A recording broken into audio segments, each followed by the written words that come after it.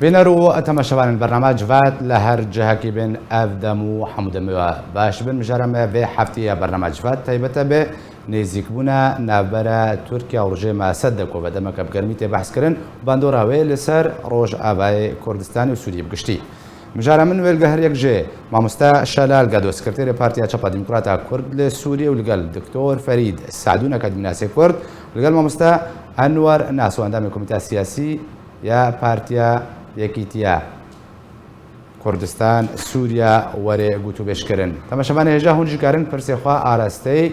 مباني برنامج جواد كن برياهشنا كومنتان بكونها برنامج باوك راست سر اكراني اركيتي بخش كرن ما مستشلال ازي مجاري جمت دس بكم بري احمد شكي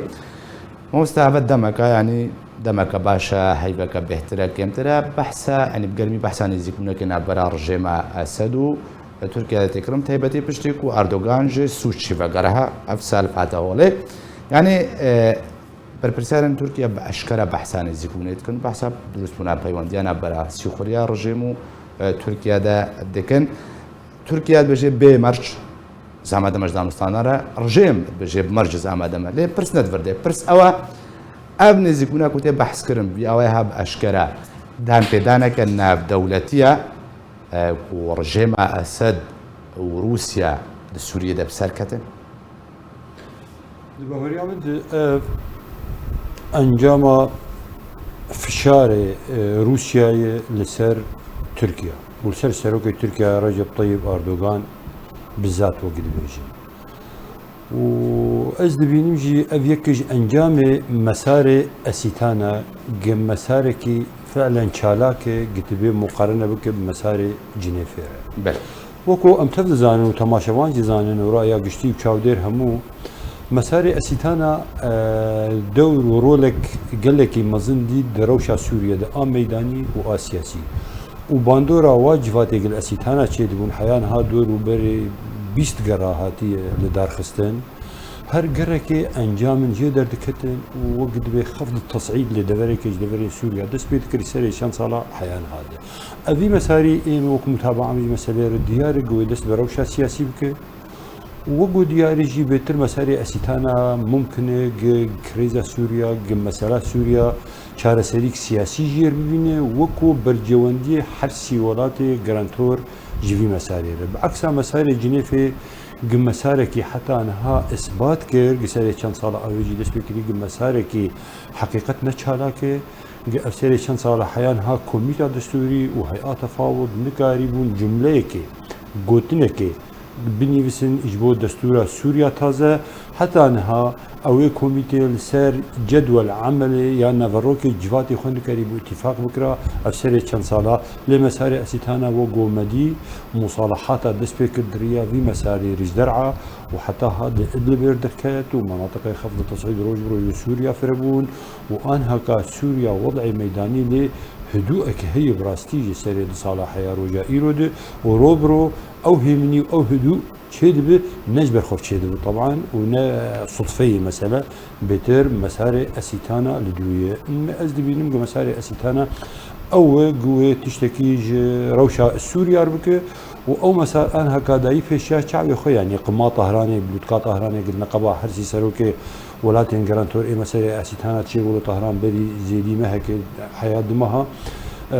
فلاديمير بوتين وسروكي ايران وسروكي تركيا دويد ازبركي تصورات هاتن دانين هنو يعني مسار بتبايا خو بحرسي ولاتي خو نزيكي رجيم سوريا ببن طبعا روسيا وايران برجونديه واو تيكليه واو ناسكرين دولاتي جيجلكي حليفه رجيم سوريا او فشار لكن ل تركيا جي نزيكي رجيم سوريا ببن برز بيرا منش جي مساله دي هي مساله انتخابيه لتركيا ان هكا مسألة قال لك جرينجو قال لك مهمة وهر ولاتك جو انتخابات سروكاتية يا برلمان لوا بالديمقراطية بريفيدش جكسي منافسة دكن يعني هر تشت مباحة قارن جاري تضحياتها بهنك أوراق خارجي بتايبتي بكن يجيبوا برجواندية خوا يجيبوا قد انتخابات هذا بسر كفن اوبوزيسيون تركيا مسألة لاجئ سوريا ومسألة هلوستا تركيا روشا سوريا سري له صار احيانها gelekî vê meseleyê bikartîne û kirinin maddeyeke intîxabî gidikin wecihê Partiya Edalê û Tenmiyê û ê serokê Recep Tayyip Erdogan. گۆری گوتناتە رووسیا سووریە دەبسەر کات وەنیا مامۆستا Diyar berê Rusya li Sûriya di ser ketiye û di bahariyam de demê pêş mumkin e bêtir jî serkeve. باش مامۆستا ئەنوەر زەبرە خودمە جەمتە ئەس خوازم لەسەر فەرق و جوداهی لێ دوانن بەرپرسێن تورکیادا ڕاوەستم بۆ نمونە مەولود چاویشەوڵە وەزیرێ دەربێ تورکیا ئەڤە چەند ڕۆژن بەحسا دەستپێکردنا دانوستاندنên بێ شەرت و مەجب ڕژێمە ئەسەدرەتکێ تەکەست کرد بەژێ مەسارێ ئەسیتانە تاکە مەسارە ژ بۆی چارەسەرکردنا کریزا سووریێ هەردوو لەگەر شان دەکات تیلافێ یا ئۆپۆزیسیۆنێ جویا گوت و تورکیا پشتەبانیە چارەسەرکردنا کریزا سووریە گۆری بریارە ناودەوڵەتی 22 دیکەیانی ئەv بێژن دژبەری درێ دوانن وەزیرەکیدا چواتەیەک ژێرە هەیە تورکیانها بەvê نزیکبوونا و بەحثکێ چت خوازی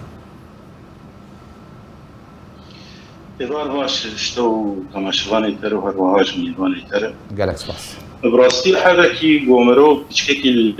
سیاسەتا تورکیا تەماشەبێکی گشتی سەرۆکی تورکی دیکارێ بەخەرتنی سیاسەتا خۆی بوو و کارێ وەک دەبێ بزی بەڕێ وای سیاسەتا خۆی بۆ بەریانە بکارتانی gelek nemûne hene van qonağê dawî de gokarî bû wek bo çawa di destpêka di hezar û nehadê Ahmed Davutoğlu di wezîrê wî derve û wê çayê hikûmeta Tirkiye temanî de استراتیجیا wan hebûn no dilê meşaklê wan tin hebin yani sıfır meşakil îro baweriya min de Erdogan dibe ku heta radeyek baş bi siyaset û bergeriyayê hûn dibînin gelek nemûne hene taybetî Navkokiyê bi derdorê Erebî hebû herwiha bi İsraîl hebû ew Navkokiyana îro tên hêdî çareserkirin pêwendiyên baş tên ava kirin yadî jî birê serokatiya Tirkiye di dewleta Tirkiye dewletek dinamîkî û her krîzek çê dibe wê krîza hanê tarihê berjewendiyê xwe wek millet û dewlet û berjewendiyê xwe ser gelek tiştan ev digirin mafê her dewletekî pê got karibê ji xwe vî karê hanê bike ev ji hatîbûna siyasiyê ji wan kê secilabînin lê di baweriya min de wek tekirin kir û pirsa te mesele baweriya min de ne gelekî rehetê ji tekarê di dosyaya Sûrî de hev qesî hem lez û hem jî bi dixuyanîkirin got karibin di demek nêzik de danûstandinê navbîna wan û rejîma Sûrî de vegere bi rehetî ji ber gelek sedem hene astengê li pêşiya Tirkiya got karî bidî yek jî hûn tev dizane heta ana Tirkiye Emerîka tê deng jê derreketî tê daxuyanî jî nedayê xuyanîkirin li ser van danûstandinan de evaya gelekî mihim e divê em ji bîra jî nekin bo Emerîka hîn di deverê de ye û bandora wê xurtê û zehmetê got kes karibe wek bê ser Emerîka qedîze nokta herî giring ew e û nekûkiyê hin di navbêna opozisyona Tirkiyê de û navbêna xisteka partiya got desthilatdarê îro li Tirkiyê got karibê xelkê Sûrî wek got hûn dizanin nêzîkî 9 milyona îro navbêra deverê got Tirkî kontrol kirî û opozisyonê de şev nêzîka 5 milyon heta 6 milyona divê got li wê dekê herin herwiha li gora texmînê jî nêzîkî 3 milyon û nîva xelk di hundirê Tirkî de û li ser li dwanê got serokê wezîrê xariciya derve got da xuyanîkirin we dî got xelkê Sûrî di deverê opozisyonê de bê nerîna wan çav û tundî jî lê vegerandin dan xuyanîkirin got em ticarî qebûlkirina danûstandina bi rejîmek qeysa xelk milyona xelk hatin kuştin ve milyona herwiha xelk penaber bûnin ticarî nayê qebûlkirin divê çûnawî hebe ji bo wilo jî ev jî baweriya min de zehmetî kir pêşiya Tirkiye heger got bê û şer îrada yani dibirdem karin bêjin û da xuyakirin ew jî mesarê ango ev nêzîkbûn dan pêdaneke navdewletiyê ku Rûsya di Sûriye de bi serketiye wê watê tê خذيت دوباره بكره برسا محكي دنجه تجمعنا قال كي سلام فيدري ما مستا يعني انها اف نزيكونا كو تشدنا برا تركيا او رجيم اسد او نابلتكرن كو روسيا د سوريا د بسركتي السرتبا علي نابدولتي ولاتن كوتيدا روسيا جتسبيك دوك وفدار بو ايغو بو اليكاري ويا اليكاريا ريجيم كروي ايران براستي وفدار ريجيم لي مخابن ايغو بوزيسيوني مون منتبه ظالم بيرنيزي صدو بيش تحيج دولة بيش تسي دولة خلقي بوهل كيلكا شورشا سوري وخلقي سوري هات الراوستان دن كيلكا ويساتيني اللي ايرو هيدي كيم دبن باوريا مدى من نكارن حتى داوي بيجن بروسيا بسركتي لي بروبليما حريم الزن بدنجيا امريكا بقناغا هاني امريكي بدنجن استراتيجيا خود دمري سوري دي استراتيجيا ونزل على دمري سوري بو از نمونه که بیجم اگر بو روسیا بسرکت بهون باز شوری سوریا دخویای منطقه در عاده روسیا دار کرو هر هاد بریزانی به هنا کیزن بریتانی دا الویلت هبون هاد شاندن و خواستن بو هوا کرینه که بین اپوزیسیونی و رژیمی و آلیکاریا روسیا بیکره حتى ايرو رجا ايرو تلي وان كاري بوهاتي كلام طبعا هنا خلتي جو مان دري درعاو دوري درعاد وهنا شيء تكتن يشتري ايرو البندواري ادلبن لنقارن حتى رجا ايرو دي شيء نقارن درعاد ازيد بعد بقر ما جمت مرب من ما مستنور دكتور فريد برخد ما جمت يعني بيد انها حمان برساس خازم دارينا تجبزان بم ابن زيكونا كوتي بحث كرنا برا رجيم اسد و تركيا دا دان بيدانك فرمية جالية ولات نف دولتي و روسيا سوريا دا بسركتي هنا دكتور اسد دان هاتو بري بله دكتور يعني اب نزيكونا كوتي بحث كرنا برا رئيس تركيا ورجيم اسد دا هم كارن بجن كو اوجي دان پیدا کنه عبداللطیف کو روسیا بسرکتی سوریه دست خواهد نرینه تجدید در برده بزرم دست فکر ده کرم که باش يعني نرينا مدى حطاني انا تكسر نكفتي بتمر سوريا ليه يعني بدا بتشافي خطي من هذا روسيا كارد جي كانوا استندنا على كارد جهاتنا على كارد جوات على او ايراني لسان عرضي باش دخبتن ولسان استاذنا الدولتي دخبتن لسان راي عندنا بالنار يعني هاتين وانا فرق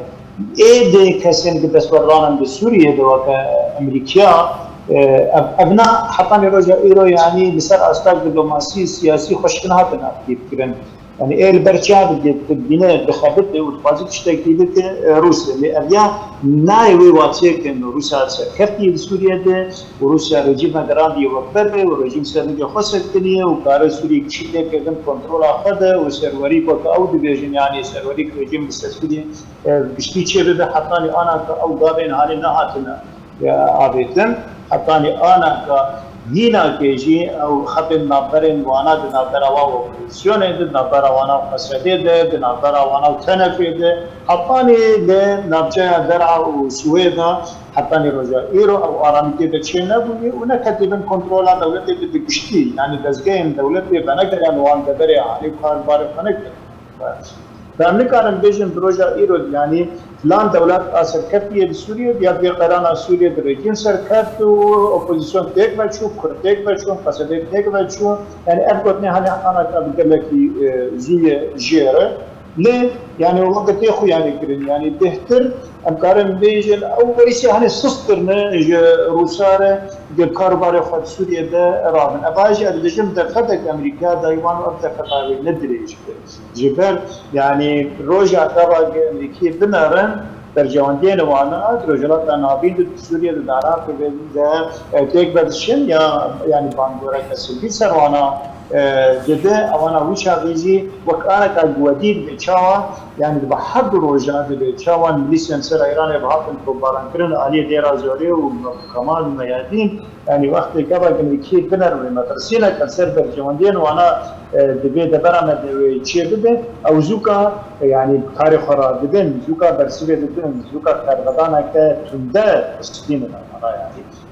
يعني وقتی که آتیان بین مناهانه تبنار زانی امریکی بریارا داوید دستی وانا بیکارن به دماغ بخوازن افقا متشتی گشیردن یعنی ماصل سسر وانا بخلیفن و کارن به معنی علی پشتی بگهارن مش برولوژی از نابجم روس کپتینه روس اری بال برن و روس لشامین و روس لسوچین و روس لکازاخستان و دگرن و هفتنا چه دکن لحطانی روژا ایرو گاوا که نهاتی آویتن جبو چاره سر کرنا سوری لگور گرجین بخواز یا لگور گروست بخوازه وجبیر نکش يعني جدوه ده لابرو زیدی جاره که فیصل مقدار بره دوباره کن گود چاره سر کرنا در سوریه ده سر بریارا 22 اینجی 4 باشا دكتور ما مستشرازي بهم السلوشن دي راسم يعني حتى بريا دمك نيزيك تركيا قفتكر قوة اوبراسيون كرشكري لباكور سوريا انجام تبجد دفر ام بحثا ناكن شي دفر به ناكم نوع تفاصيل هذا للفر رشد بولسر انجام دانا اوبراسيون وزير بربانيا تركيا قلت كوم قهانا قناغا داويش آمده كاريان كوم اوبراسيون دست بيبكن دفر دبرس اوا کو ترکیه نکاری برازی بونا روسیا امریکا ایران ور بگیره کو اپراسیون انجام بده چه پیوندیا بین رازی بونه نکاری بونا ترکیه کو برگردنا رازی بونه به نزیک بونا کنها ترکیه بحث کی بهیا از بلکه اف نزیک بون بو بدیل ممكن اف يعني نوع كجرة فعل تركيا جبرق تركيا يعني شوقا كسك نهاد دامبو تركيا تايبتي امريكانا وروسيا جي ايرانيا وقلت كرم كر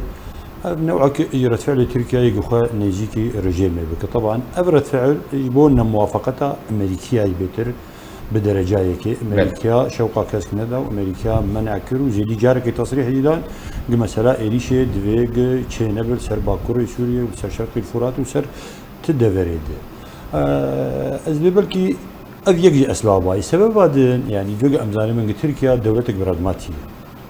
وتركيا برجوندية والكهبن دربرو برجوندية خذوا ولا تركيا تناولوا يعني ولات عالمية تبدأ تعاطية بالسياسة يردكن وبرجوندية خذكن بويشوية براغماتي كرد مخابن حتى انها مثلا مد فكرة مد أمول خلقي واتماشتكن وبتهيبتي الولاتين زلهيز وإهريمي بمسألة بتر عاطفي ومسألة مبادئ يعني سياسة أنا دولتين عواطفتي هنا ونا مبادئتي هنا ونا ما في مرواتي هي ونا ما في قلانتي هي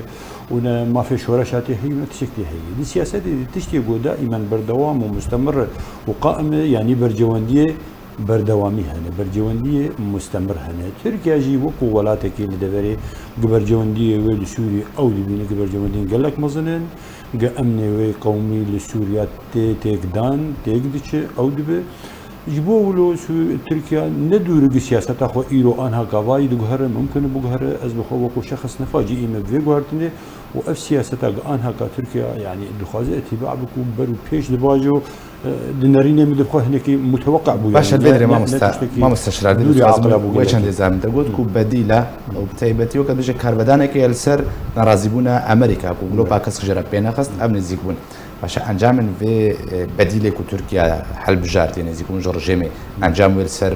تركيا شبن بتايبتي جالي امريكا باش بروك تداخل كرن لدجي امريكا عفتشتها كريا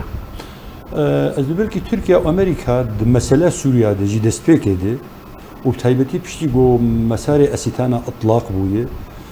تركيا وأمريكا هنو كفدو تماشى دكن لروشة سوريا وبرجواندية واجد سوريا مختلفة يعني برجواندية تركيا وإيراني وإي روسيا تنرج هاوبشن مشتركين وجبو فيك لسروي هاوبشية مسار أسيتانا وقد بريف برن ودست فيكرن اللي برجواندي أمريكا تشتكي دني بتر مسار جنيفي يعني برساتية كم ده أنباش سر أخذين وبالتالي برجواندية تركيا ونرينة تركيا وأمريكا جهدو جداني وقال لك جاراجي نوكبن يعني بده جارا أم دبينين لسوريا سياسات تركيا وأمريكا صيغان بنافوهية نوكبدو المسألة نرن قال لك تركيا فشار لأمريكا كريه نموني أشتر بيجنج تشكا ودعمي وتأييدي ومساندات قصدينك لأمريكا هم وقت بيجوه كريه سراد كريه بيجنج وجوه مخاوف تركا وجوه في نافيوتش التيبيني والملاحظات وان ناكية هر دولاتنا وكيف تفكرن أجبلكي تركيا بيت ددما بيش دجي بيتر وسياستها وي آسوري تشتي بول سوريا بك درباري دوسيا سوريا وبتر انسجام مستر به وخطر به نافراوي وروساده و روس و ایرانی د خلال مسار اسیتاناره و گاوند برو پیش ده باویجن لی مسار دن ای جنیف ایگو امریکا قیاده وید که مخابن او مسار آنها کم معطله و روسا پیشتی و بریار دان جوات کمیته دستوری نمال سویسرا چی ببین جبرگ سویسرا ولا تکینما محايد بسبب حرب اوكرانيا جبرگ هلوستا وهيل جانب امريكا واوكرانيا سكنت روسا او مسار جنيفيجي كوميته دستوري بجارك انها كعطلان دي جواتا كوميته دستوري جارك تاليا ما هالشويبا وانها كشوي ويكينغا تشيب وقت وين هر هي من زمان كسي تحديد كريه او مسار وكانه هيدي ومر يعني امريكا جي دربالي في شروكه بدنج مخابن يعني امريكا ما دسبك دغو ديجير ماسيد او روس مختلف له دوسيا سوري داي دست روسا لديار دوسيا سوري امريكا بيجي نبيجي دست روسا داي وروس تخليه سوريا ناكم بو سهولته وروشا سوريا هاجر چاره سري چه بيجي جارك بهتر وكو برجوندي روسا وبهتر وبنارينا روسا وبهتر مسار اسيتانا ايغو ببرو پیش دار بهوريا باش ما مستشرال ما مستا انور از بیم لسر اول چند یعنی اب حتی ابن زیک بونکو چه بنا برارشه ماسد و ترکیه ده ترکیه دو ام بجن داخوازه و مرجع تبچ نابیله بکه هنا کو رجع ماسد تبع خاکا سینوری به ترکیه را کروجا وای کورسانیا جه پکاکو باسکنوی والا بکه ده همان دمیدا کو پنابرن لترکیه انا وگرنا بو شامه و حمصه و حلبه دورده یکم رجع ماسد و کاربه دفرك كنت بين هجمونا أمريكا ده يعني رشارات الشمال فراتي بقشتي هجمونا أمريكا رجع مع سدوي كاربي في مرجي بجي بينه بيادوجي دماكو تركيا داخواست كي بنابر وقرنا شام وحمص وحلبة قالوا أو كشو هوا حاضنة جمر رجع مع سد آماده كو بنابر وقرن أبيك ياديجي بنابر ورازي بن بكابنا حنبيزا رجيمة كده كوجبر ورجيمة كوش بربونا باوريان بين تشكيلو جلكي زحمت بين چاره سریا باش حری باش او زروشا سوریه گو چاره سری سیاسی به میدانی ده و نیره گو هنه تشتی گو ایرو هنه بردستا گو هنه اف قوناغا هنه نقوناغا چاره سری فولوجی بری آنا مگود امریکی جلکی قطانی لبان حتی وان لبنانی گو هنه جلكي قداني ناتو ام صانين بكذيقو امريكا استراتيجية جلكي نديار الهندري روشا سوريدو نقدي باندورا جلكي تيخو يعني كرن نقدي باندورا اللي او دراستي اخدي ذوي باوريه لما كسني كاري درباس بتسر بقاليزي روشاني كيدش بولوجي خلقي سوري قابا قرابون شورا شكل دار خستنا جو روشا سوري بيقوتن رژیم سوری بيقوتن بآواكي دين وقت أفخل كاجي رابون باوريامدي مهلت شتر دولتان السن نشتركاو نج أمريكا ونج وصال ونج غيري وانش بقولوا جي أملتي هاني دافازي هاني شارسري دبير شارسري سياسي به رژیم سوری حتی آن تدری نکار کنترل بکه و بری آن جمعیت مداخل یعنی ترن دبرگو خاشو مصالحاتی لیکرن او دبرنا حتی آن گرمن و حروف اشتنو و کفشول لیکرن و تبزان که سویدا ایرو هیبت مندیه کوچی او ملیسی گو بسر رژیم سوری ده بری دمه که دیگه جهندری سویدا در خسته و کاری که لیکرن شو خلق سوری اگر گو دولة تركيا ورجيم السوري شفر قابنا الضرب هذه بابي الباوريان دي أو لدوانا بوت الاستخبارات التركي تركا واستخبارات دولة السوري كو إيرو دانو استندني الهلبين وأضنا نوبا في عباكرين وأبو أرمان جاك تركا بلكي دي تحزارو ونهاد الفصل جوز 5 كيلومتر بكي 6 كيلومتر هاجر جو أبهاني جربوا 6 كيلومتر وباتفاق الرجيم السوري وشوية بنافيريا وصاوهم إيراني دي أما هذا الفتى جديد دي تركي دي وي بلانا خيي كو سينوري 6 كيلومتر دي إجاب أواكي دي درباس من بريبان هاي معنا أم تبدأ تظانن وحتى أنا رژیم سوری نکاره تدبیر کنترل بکه نکاره من مناطقي بو هاتي دست نشان رود باوريا مي دابانا بلكي تراد هاندني هاتي قلت حتى انا كثير واجوي دانو استندنا جدي هندنا برا ونهاتي كرنت ميشي حتى انا روجي لسر مستوى دانو استندنا اولادي وبلكي وديت وكان وجه كانت كوشاوا وزير الخارجيه دو بوزيشن السوري تمامي جبهه كيرو وتكسكر بو چارەسەریە سووری لێ چارەسەری سیاسی بوو لەگۆرە بڕیارە ناودەوڵەتی 25 شارش بۆ لۆژی ئەسکومان دەکەن بۆ ئەیکارەبن هەگەر گۆتێکی برۆ بکێت تەریکیدن لەخۆبێت هەر ئەو 30 ملیۆنی گۆدندرەی وان دەلێ بۆ بەرگەرینی وێ بەندەروان و تیجارێتن وێ دەرباسی هەندرێ فقاد سابق وبا قالكي زحمة رازي بونا ملكي السوري قالكي محمد بيقونا غهانيته هجرنا رد فعل خلق سوري با دبابا جولو برحتي تركا وسوريا رجيم سوري دي جو دافن جولو بلاستر بابيتانا لي باوري عمد برسوا خلق سوري ملكي سوري دي برسوا تندبو وجبولو جي وتركي بر الراوس اللي برسوا باش دكتور فريد برخود مجمتا يعني نهات خوازم تفرد بدي خويا كرن يعني تركيا دما كو بشي بمرج امادج دانستان دنان را رجيم اسد لهم بردا يعني بحلوستا كبهز بيجي دبي تركيا اشتبا خاكا سوريا بكشي ابيو كادوجي عليك بجارانتيا تركيا بكشبر تركيا نجه باوريه يعني رجيم اسد شروبش في قوتنا رجيم اسد رتشي اب حلوستا بهزا كواني بيرنجها شرط ومرجات كي شكو دريانيا أنا دنارينا مد براستي حطاني أنا نترك قبولنا كان دانستان دنيا رجيم رجيم بخط قبولنا كان دانستان دنيا تركا جبر إيه يعني بهتر يعني باندورا كوينا خراب بندر سوريا هذا تركيا يعني إيه على كاريا أوبوزيسيون كده على كاريا خرابية كده حطاني كرب أسمن داعش وجبهة النصر رجع إيرو وأنا بهتر أبيا تركي ورجيم شو خوش بينا بزانه ليه يعني تشتري المظنة البرزقلية المظنة هذا يعني حكومتها سوريا بزانه تركي نكاره وانا جار سر يعني دغه انا دانستان كانوا سر اسباب سياسي دبلوماسي نابرا تركيا وسوريا تشبه يعني خستك يكمين جو سوريا دروجا ايرو يعني كش خستنا كابوريه يعني و سوريا و كان بيجي هنا اوا قرار پر دستار به شغل يعني ابا خستك كسرا كاي بيجت ريكا انفور بكر نابرا حلب ولازقيه البيت جي بكشي ابدي كان انا تحضر الوطن شيء يعني قالك 6 كيلومتر دوري ريا انفور كتانا وهزم روسي كتانا ودبرا انا دي جوجا يا انفور ما با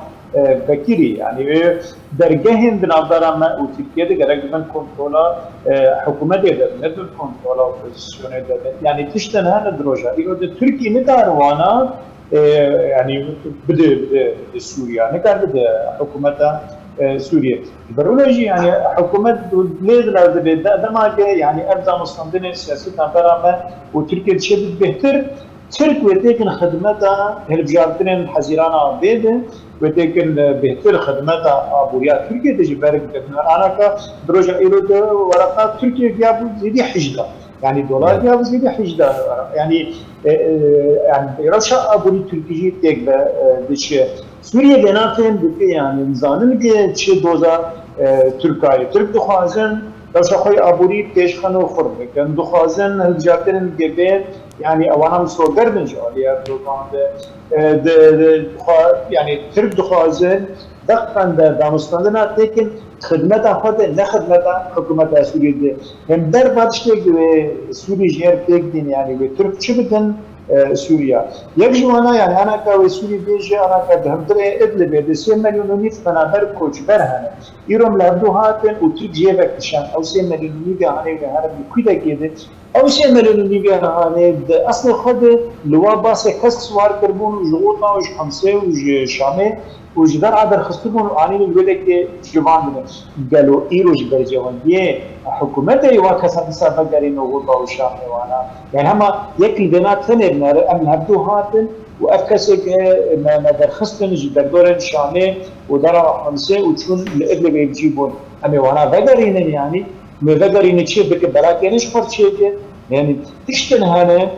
أي حتى نتوجه حكوماتنا خاصة قابين الهباتني تركيا إلا لأن تخاص شوابه تركيا قادنا بابيجين أو قادة جدا أبيتيجي يعني كيف بخدمتها حكومتها سورية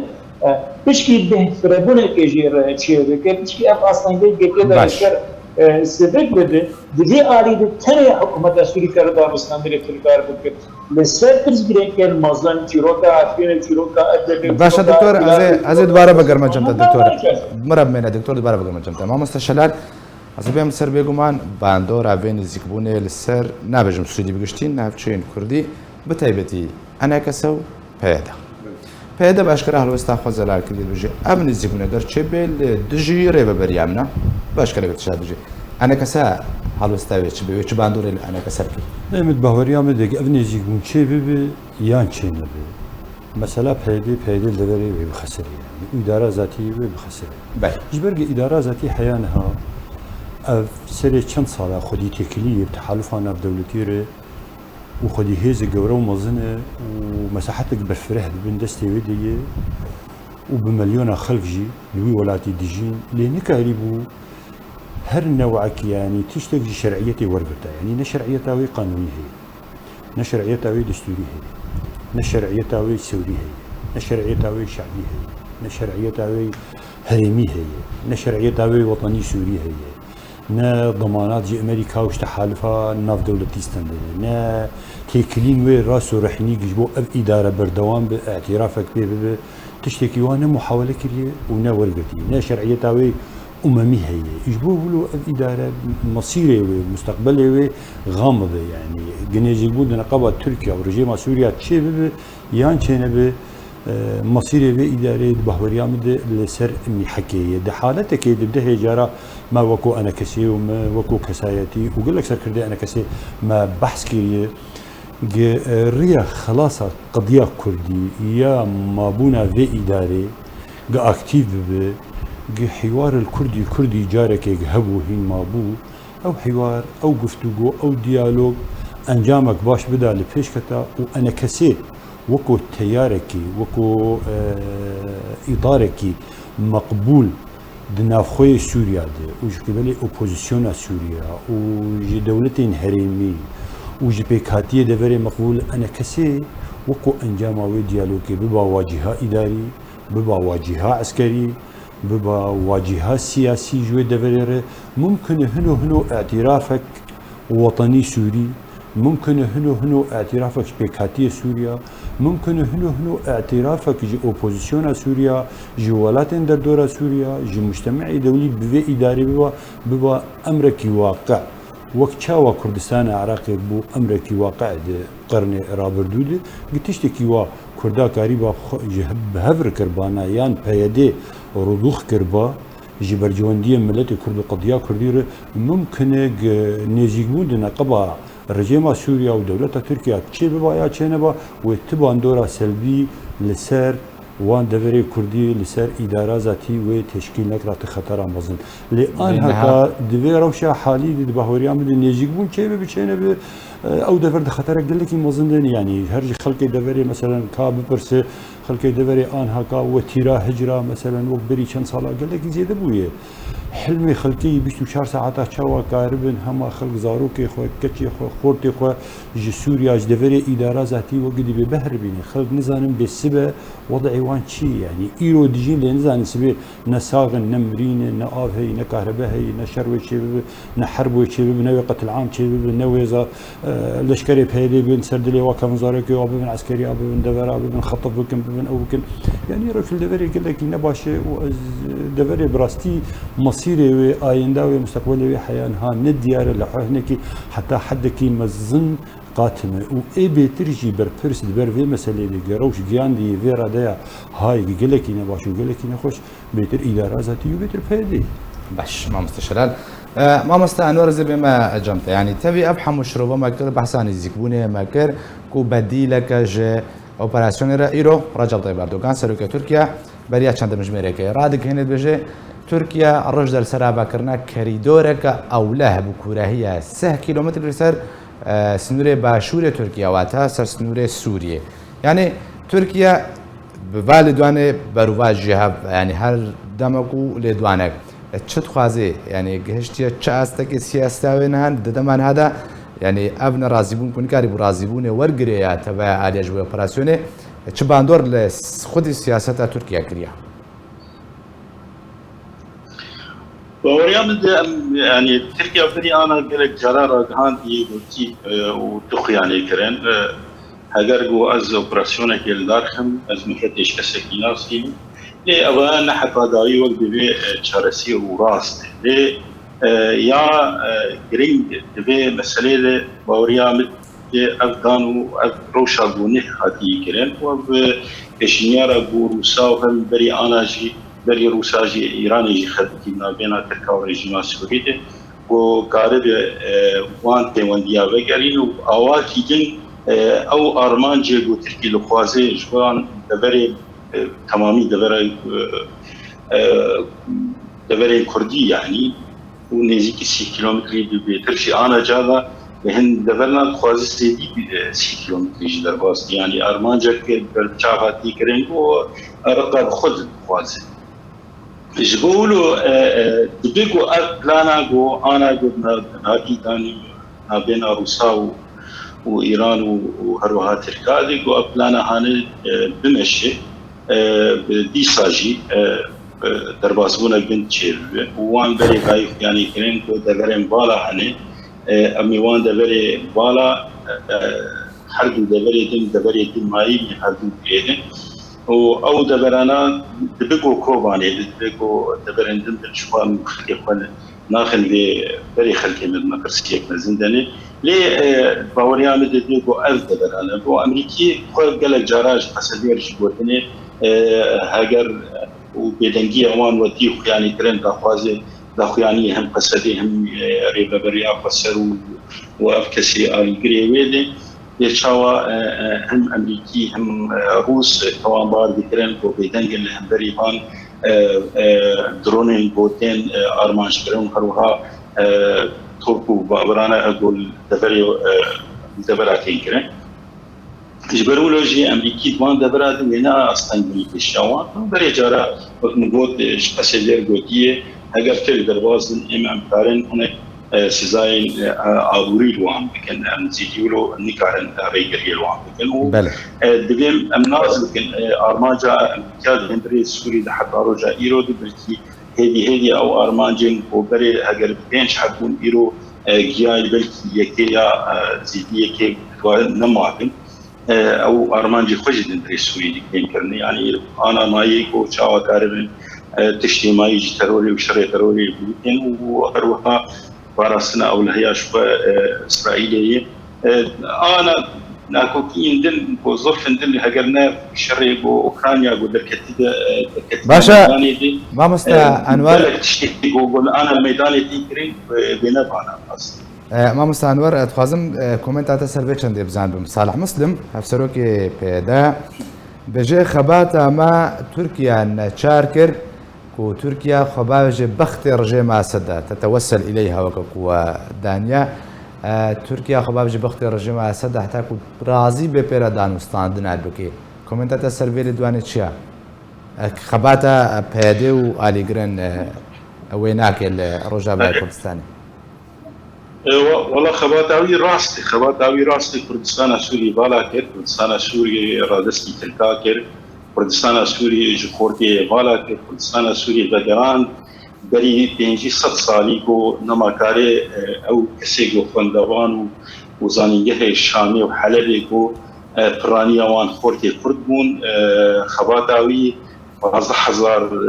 فورت وكشي كرداخد نعرف كرني هم بريوان كيلتوان 20000 خورت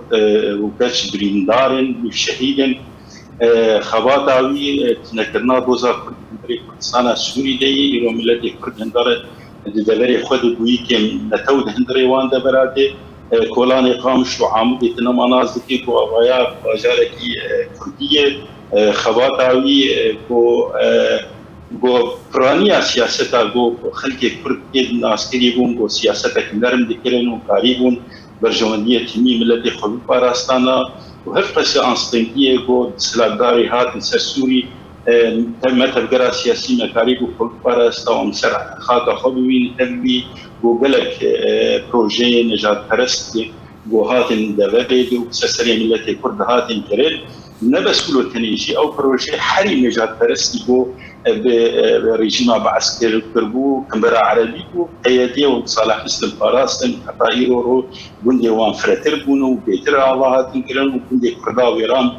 بونو كابل وتشي ماي ايرو شندرو جي ماي شفان شندرو جي داوي الان خورتي كرد وكتي كرد مالباتي كرد كان رواندين بتريين اشكرر ودنابين اوان وابا بوزيشن اقول بي ان بش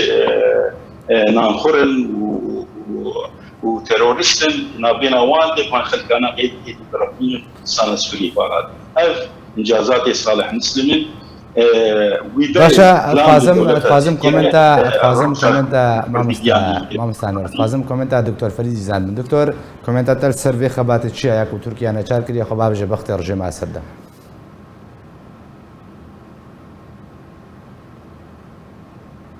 دكتور فريد دكتور فريد اتخوازم كومنتات بزان لسر لدوانا صالح مسلم هفسورك بيدت بجي خبات اما وكريك وتركيا نشار بخباب جي بختي رجيمة السدة داخوازا دانستان جيبكي راسته يعني نلقور تشتاق هريم عماد بويه يعني بلكي تركيا حطاني او دستوردانا وانا يكسر سوريا ويتشنارا نتشتاق هريم عماد بوشتاق الاليه باكوري حلب بود عارفين يدبو تركيا نجار كر بشتيق امريكا وروسا او بلوكا فاس ندان تركيا ايش خبط وقارب الحسودي بداوي بينه تركيا نجار ما بغير لحكومه سوريا ودانوساندنه كي بوانار بكو بازار السر قصده بك فدبي مجارة هاني بخده يعني بمجارة هاني بخده قصده بوقت حجتك تركيا إجا قدد شريك حكومة سوريا شاوا يعني سياسة سوريا شلو بي إدارة كرن لسر عرضاوينا حكومة سوريا شلو بي دامزراندن تجارة سركرنا سياسي دندر سوريا دي شاوي دي أبي أدش يعني تركيا أنا كادروجا إيرو دي خود بینی شریک یعنی گناه شریک فقط حال سرکه به سوریه ده آیا خود بینی و دوری پرزگریتا سوری کرده او پرزگریتا یا و سبب مترسینه کرسه دو شوانای نتوی اولیه چیک یعنی دما که رولتی فرات بده کانتونا که سرخویا بده کانتونا که اتونومی آیا جو باندورا که نه سر هندره که بخواه برولوجي يعني خدين النجار انه دسوردانا عليها به لغور برجواندين تركي نتوي تنده لغور برجواندين واناي قومي يعني بين لتدبرا قلنا كرد يا كردستان مي قلتناش برولوجي يعني نارينا عمده نارينا ترك بنادرن حطاني قصدي بيدي سنوري خناخر واباجي وبدا حاجاتك تركيا بسرانسر السينوري سوريا 6 كيلومتري لكن بالكنترول خديات بنسر برشتيا وانا يعني نبهساني بروجا ايرود واز باورم يعني حكومه سوريا بكاريناك قصدي درخين من جورانا بفرات يعني انه قصدي داوي بين اقل درجه وندين سوريا يا بايا لا بلكي بازارك لسر سينوري وينا بازارك لسر دبرن قداد تجيد بازارك لسر سلاح وينا جبلي ولو يعني درخصنا قصدي يا داوي انينا قصدي نجبر جواندين رجيمي اجلشي وعد وحطاني رجع فيرو يعني اليجري وانا يسرك امريكا بريا نصبا دي ايرو دبران دولات بفراتي يكردن كنترول رژیم ده وجا رك حسانی ده ایرانیا رج روسا رج میسن سروانا ده و در بس ده دبر آنه بدن شخوجا خطا كذبت نظر سوريا وعراق ده وحتى هزم امريكي ده دارات جهان ده كمان مترسينا كده امريكي جي بنا ناكن آناكا فدبين زيدي سببك هي وقصدين بمين بصلاة صالة بينج يعني وقصدين دبلك بمين البين ممكن يعني ركستنا كشيء بنابرا تركيا وامريكا ده وقت آدم 2019 شيبو 2019 جي مانا بقدمها هذا امريكا بتركار مذكر صدر خصنا قصد درخصنا وانا جي سينور بريا روشنا بالسوتي شيبو نابرا بوتين واروغان ایروژی ممکنه ابتدای چه او به کفنا 30 کیلومتری ایرو ممکنه امریکا قبول بکن لگور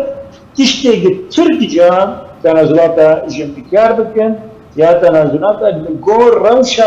روشا دولتی دیرو مچلوکا اوکراینیا و چلوکا غازی و چلوکا ترکستان وانا افاناجی یعنی دهندری بری کفتنا همین